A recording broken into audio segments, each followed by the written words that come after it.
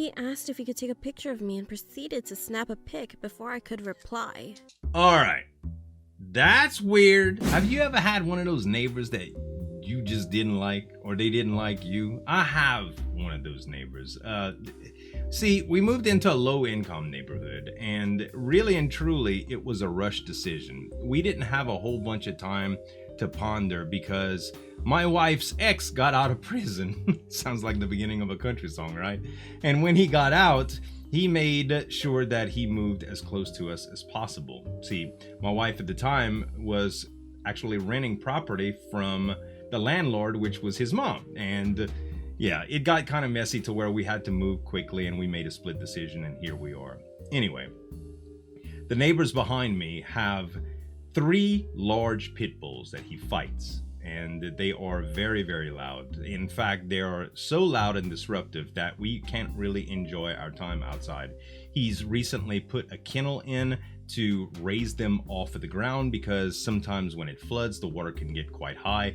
And believe it or not, I've actually had to call the dog pound in his absence at one point because his dogs were about to drown. Why did I save those animals' lives? I don't have the heart in me to let an animal die like that. But I believe in my heart that these dogs probably need to be put down. They're a danger to the community when they get out, and they have been out, and they are very violent. They've attacked my dog before and hurt him really, really bad to where he needed to be hospitalized. And all that aside about his dogs, the neighbor's actually gone to jail for drug trafficking twice since I've been here. How is he still out? I don't know. But between the loud music and his loud dogs and his big truck that's passing me up on the road with real aggressive motions all the time, you can tell that the man does not like me. And probably for good reason, because I've called the cops on him quite a few times. So neighbors could be pretty bad. I don't know about it. If you got a bad neighbor story, let me know about it in the comments. I'm going to react to a true neighbor story that has been requested quite a bit from Wansee Entertainment. Make sure to head on over to his channel and subscribe, guys. Hit the notification bell, and if you really like reaction videos, make sure to subscribe to this channel as well. Let's get into the story. Neighbor. I laid poolside, perfecting my tan for the start of school next month. Oh, nice. Mom was in the kitchen, cooking her famous fettuccine alfredo, and Dad was on the way home with a movie from Redbox. Oh! My life was perfect, but everything was about to change with Oh, the no. arrival of a new neighbor next door. Wow. He was a former police officer, probably mid-50s, possessed a firm drill sergeant-like tone, but was very friendly and talkative. All right. Initially, he gets seemed like along a with good that. fit for the neighborhood. He was cordial, always made an effort to wave or say hi, and the presence of someone with a law enforcement background provided a sense of security.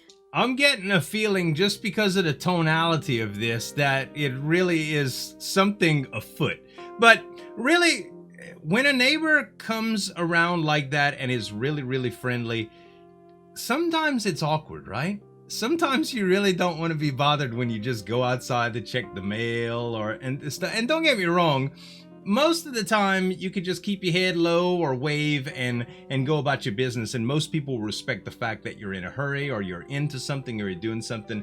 And it is nice to be able to go over and talk to someone, especially if you need something like sugar, you know? So it's cool to have nice neighbors like that, but an overly friendly neighbor could be kind of weird too, I guess. This seems like it's gonna end up kind of weird.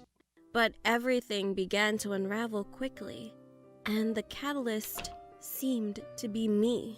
Okay. My neighbor took a sudden and keen interest in me. Whenever I went outside, I could feel his eyes examining me.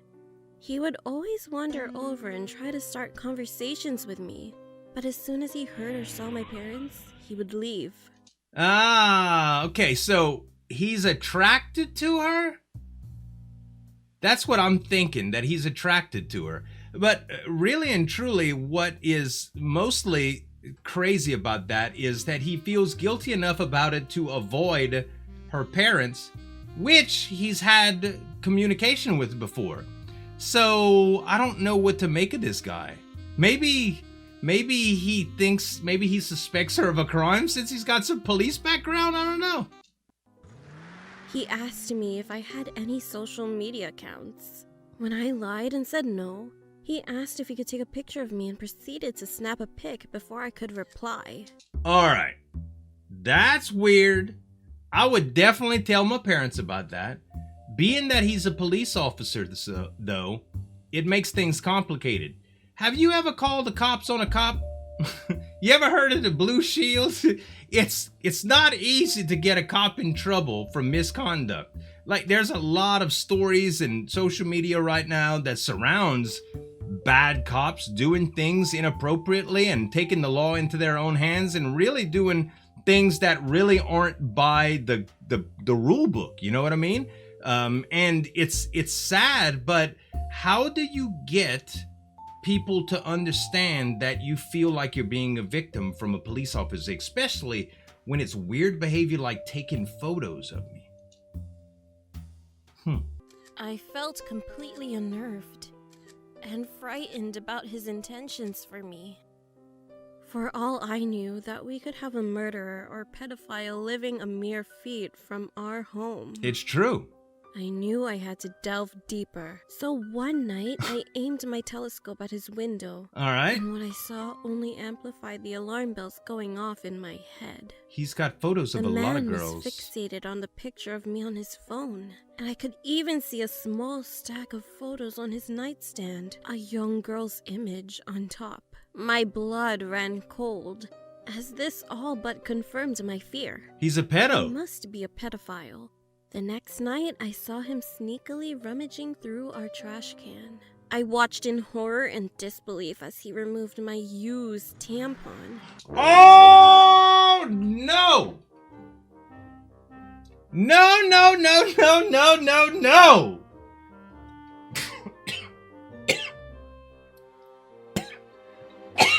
Moving on. Got into his car and sped off in the night. This was the final straw. Have you talked to your parents? I knew that in the morning, I would have to alert my parents and get in contact with the police. Yes. And next morning, I awoke to the sound of police sirens and a loud commotion downstairs. Okay. I hopped out of bed and saw my parents being taken away in handcuffs. What? I started screaming and crying as I rushed towards the door, but I was stopped by the neighbor. With a horrified expression, he muttered, "I'm so sorry. Those aren't your real parents. You were kidnapped and missing the past 14 years. What? DNA test confirmed it." That's why he stole the tampon, to get DNA from her.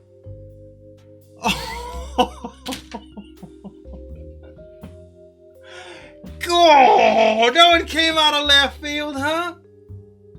What the actual hell? You know, I was thinking that he might have been investigating her. Not for that, though. I would have had no... God. It's like the narrator stopped focusing on the parents, right? And started just focusing on her suspicion. I didn't even see that coming, man.